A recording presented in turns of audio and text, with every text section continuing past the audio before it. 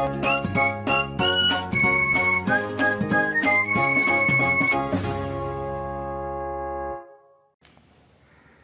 वालेकुम dear students, मैं हूं आपका host and teacher Samar Abbas और आप देख रहे हैं easy to learn YouTube channel. Dear students, आज जो हम टॉपिक पढ़ने वाले हैं वो है वेपर प्रेशर। आज हम देखेंगे कि ये वेपर प्रेशर क्या होता है और वेपर प्रेशर का इन्हिसार किन चीज़ों पे होता है।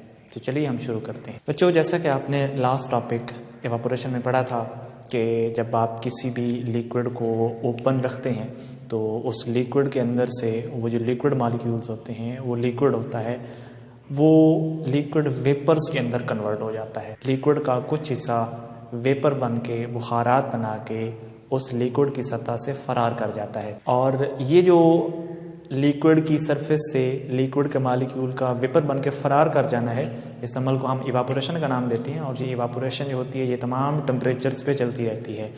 जब आपका लिक्विड का टेम्परेचर थोड़ा होता है तो थोड़े से वेपर्स बनते हैं, लेकिन अगर आप टेम्परेचर इंक्रीज करते जाएंगे तो वेपर्स या इवापोरेशन बढ़ती जाएगी। लेकिन इवापोरेशन का प्रोसेस बहरहाल तमाम टेम्परेचर पे चलता रहता है। अच्छा, अब जैसे ही आप किसी लिक्विड को हीट अप करते हैं, उसको गर्म करते हैं, तो उसके वेपर्स बनते हैं और वो वेपर्स उस बर्तन से, उस लिक्विड से बाहर निकलना शुरू हो जाते हैं। अगर तो आपके बर्तन के ऊपर कोई कवर नहीं है तो वो वेपर जो हैं वो लिक्विड की सतह से, लिक्विड से जिस बर्तन के अंदर लिक्विड पड़ा है उससे बाहर निकल जाएंगे, हवा में शामिल हो जाएंगे। लेकिन अगर आप उस बर्तन को बंद कर दें, उस बर्तन के ऊपर कोई कवर लगा दें, तो फिर वो जो वेपर्स वहाँ से निकलेंगे लिक्विड से, वो बाहर नहीं जा पाएंगे, क्योंकि अब ऊपर से एक कवर आ चुका है। लिहाजा वेपर्स जो हैं वो लिक्विड की सतह से बाहर तो निकलेंगे लेकिन बाहर बर्तन से नहीं जा पाएंगे। उसका नतीजा बेटा ये होगा कि वो जो वेपर्स हैं वो ना सिर्फ उस बर्तन के कवर से जाके टकराएंगे, वहाँ से जाके कोलाइड होंगे, बल्कि वो लिक्विड की सतह जो उनके नीचे पड़ा हुआ है कुछ बाउंस करके वापस लिक्विड की सतह से भी कोलाइड होंगे। जब ये काम होगा तो उस वक्त कुछ वेपर दोबारा लिक्विड में कन्वर्ट हो जाएंगे। जब उनको बाहर जाने का रास्ता नहीं मिलेगा और वहीं पे वो इकट्ठे होते रहेंगे, वहीं पे वो बर्तन के कवर से टकराएंगे या लिक्विड की सतह से टकराएंगे, तो वो वापस लिक्विड में कन्वर्ट हो जाएंगे। वेपर्स का दोबारा लिक्विड में कन्वर्ट होने का जो अमल है, इसको बेटा हम कहते हैं कंडेंसेशन। ठीक है, अब दो काम हो रहे हैं आपके लिक्विड के साथ। कुछ लिक्विड वेपर्स में कन्वर्ट हो रहा है और कुछ वेपर्स वापस लिक्विड में कन्वर्ट हो रहे हैं। लिक्विड का वेपर्स में चेंज होना इवापोरेशन और वेपर का वापस लिक्विड में कन्वर्ट होना कंडेंसेशन कहलाता है। अब दो काम हो रहे हैं, इवापोरेशन भी हो रही है और एट अ टाइम कुछ मॉलिक्यूल की कंडेंसेशन भी हो रही है। कुछ लिक्विड, कुछ वेपर वापस लिक्विड फॉर्म में आ रहे हैं। तो फर्ज कर लें हमारे पास ये बर्तन है, अभी हमने इसको गर्म किया, तो जैसे हमने इसको गर्म करना शुरू किया तो कुछ वेपर्स यहाँ से फरार करके बाहर निकलना शुरू हो जाते हैं।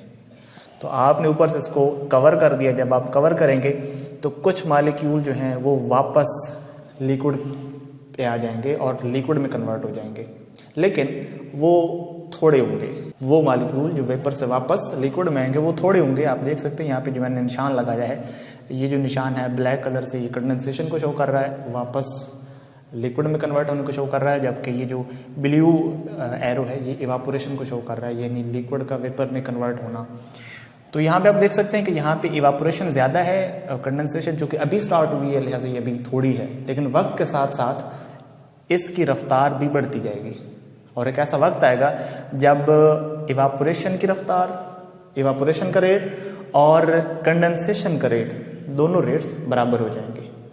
जिस रफ्तार के साथ लिक्विड वेपर में कन्वर्ट हो रहा है, उसी रफ्तार से वो वेपर वापस लिक्विड में कन्वर्ट हो जाएंगे। जब दोनों प्रोसेसेस का अमल, जब दोनों प्रोसेसेस का रेट बराबर हो जाएगा, उस हालत को हम कहते हैं स्टेट ऑफ डायनामिक इक्विलिब्रियम।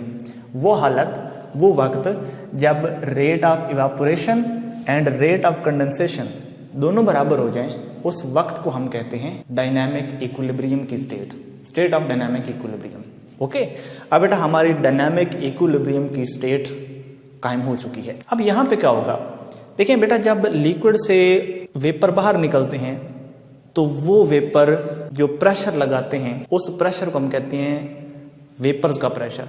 लेकिन टेक्निकली जब ये वाली हालत आएगी, जब रेट ऑफ इवापोरेशन और रेट ऑफ कंडेंसेशन बराबर होगा, जब स्टेट ऑफ डायनामिक इक्विलिब्रियम कायम हो जाएगी, उस वक्त वो वेपर जो प्रेशर लगा रहे होंगे उस प्रेशर को हम कहते हैं वेपर प्रेशर। ठीक है, हालांकि वेपर पहले भी बाहर निकल रहे थे लिक्विड से और वो एक प्रेशर क्रिएट कर रहे थे बाहर जाकर, लेकिन उस प्रेशर को हम वेपर प्रेशर का नाम नहीं दे रहे थे। वेपर प्रेशर हम उस वक्त नाम देंगे जब वो स्टेट ऑफ डायनामिक इक्विलिब्रियम के वक्त जो प्रेशर लगाएंगे उसको हम कहेंगे vapour pressure.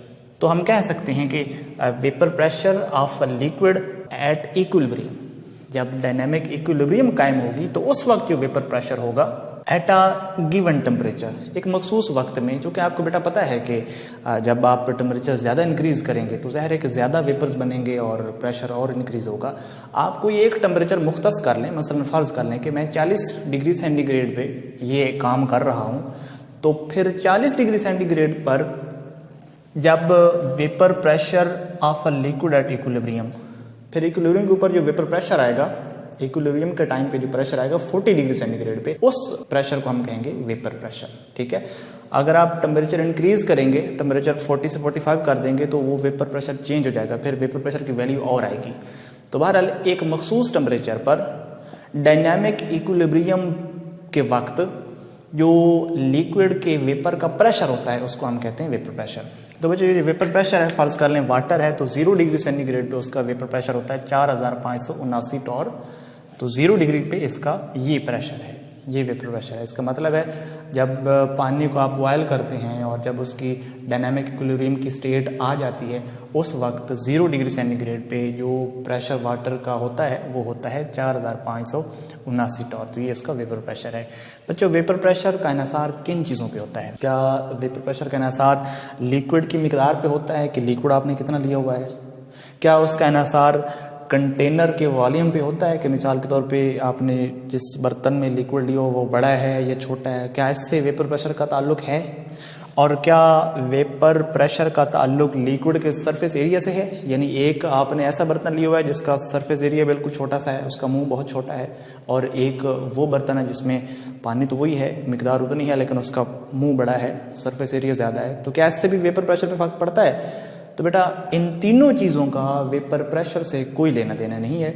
Vapour pressure in तीनों चीज़ों पर डिपेंड नहीं करता, ना तो वो लिक्विड की मिकदार पे डिपेंड करता है, ना कंटेनर उस बर्तन पे डिपेंड करता है, उस बर्तन के वॉल्यूम पे डिपेंड करता है जिसमें आपने लिक्विड रखा हुआ है, और ना ही वो लिक्विड के सरफेस एरियाज पे डिपेंड करता है। तो फिर किस पे डिपेंड करता है? बेटा ये जो वेपर प्रेशर है ये दो चीज़ों पे डिपेंड करता है, एक नेचर ऑफ लिक्विड और दूसरा टेम्परेचर। नेचर ऑफ लिक्विड से क्या मुराद है? नेचर ऑफ लिक्विड से ये मुराद है कि जो लिक्विड आपने लिया हुआ है उस लिक्विड के मालिक्यूल का साइज क्या है और उसके मालिक्यूल्स के दरमियान जो इंटर मालिक्यूलर फोर्स है वो कितनी है, तो इस पर डिपेंड करता है। मालिक्यूल का साइज क्या है और इंटर मालिक्यूलर फोर्स कितनी है। ठीक है, इसके अलावा टेम्परेचर पर डिपेंड करता है। ठीक है बेटा, अगर आपके लिक्विड का टेम्परेचर ज़्यादा होगा तो वेपर प्रेशर भी ज़्यादा हो जाएगा। तो हम कह सकते हैं कि vapour pressure is directly proportional to temperature. यानी अगर आप 0 डिग्री सेंटीग्रेड पे पानी को बॉयल कर रहे हैं तो ये वेपर प्रेशर इतना आएगा, लेकिन अगर आप 10 डिग्री सेंटीग्रेड पे उसको आप इवापोरेट कर रहे हैं तो उस वक्त उसका वेपर प्रेशर ज़्यादा हो जाएगा। तो जैसे जैसे आप टेम्परेचर इंक्रीज करते जाएंगे वैसे वैसे वेपर प्रेशर भी इंक्रीज होता जाएगा। वजह क्या है बेटा? वजह ये है कि जब आप ज़्यादा टेम्परेचर देते हैं, उसको ज़्यादा हीट देते हैं, तो वो जो लिक्विड के मालिक्यूल्स होते हैं, हीट जो कि एनर्जी है, तो वो एनर्जी हासिल करते हैं जो आप उसे हीट की शक्ल में दे रहे हैं, और जब वो एनर्जी हासिल करते हैं तो वो एनर्जी हासिल करके वहाँ से भाग जाते हैं, वहाँ से फरार कर जाते हैं, वहाँ से इस्केप कर जाते हैं, वो वेपर में कन्वर्ट हो जाते हैं। तो ज़ाहिर है जितना टेम्परेचर ज़्यादा बढ़ाएंगे उतना वो ज़्यादा वेपर्स में कन्वर्ट होंगे, और जितना ज़्यादा वेपर में कन्वर्ट होंगे, जितना ज़्यादा वेपर्स बनेंगे, प्रेशर भी उतना ज़्यादा होगा। तो टेम्परेचर बढ़ाने से वेपर प्रेशर बढ़ता है। दूसरी चीज़ जो है वो है इंटरमालिक्यूलर फोर्स। इंटरमालिक्यूलर फोर्स से क्या लेना देना है बेटा? इंटरमालिक्यूलर फोर्स जितनी ज़्यादा होगी, मालिक्यूल्स के दरमियान जो कशिश की फोर्स है जितनी ज़्यादा होगी उतना वो कम वेपर्स में कन्वर्ट होंगे। चूँकि अगर नीचे वाले मालिक्यूल ने ऊपर वाले मालिक्यूल को पकड़ा हुआ है तो जाहिर है कि वो आसानी से बाहर नहीं फरार कर पाएगा, तो उस वक्त वेपर प्रेशर कम होता है। जब इंटरमालिक्यूलर फोर्स ज़्यादा होती है तो वेपर प्रेशर कम हो जाता है। तो आप कह सकते हैं कि vapour pressure is inversely proportional to intermolecular force. तो बेटा ये था आज का हमारा छोटा सा लेक्चर। अगर आपको ये वीडियो पसंद आई हो तो इस वीडियो को लाइक कीजिएगा, शेयर कीजिएगा, कमेंट कीजिएगा और हमारे चैनल को ज़रूर सब्सक्राइब कीजिएगा। अगर आपको इस लेक्चर में, इस टॉपिक में से कोई भी इशू हो तो आप हमारे कमेंट सेक्शन में लिखिए, हम आपको रिप्लाई करेंगे। Thank you very much.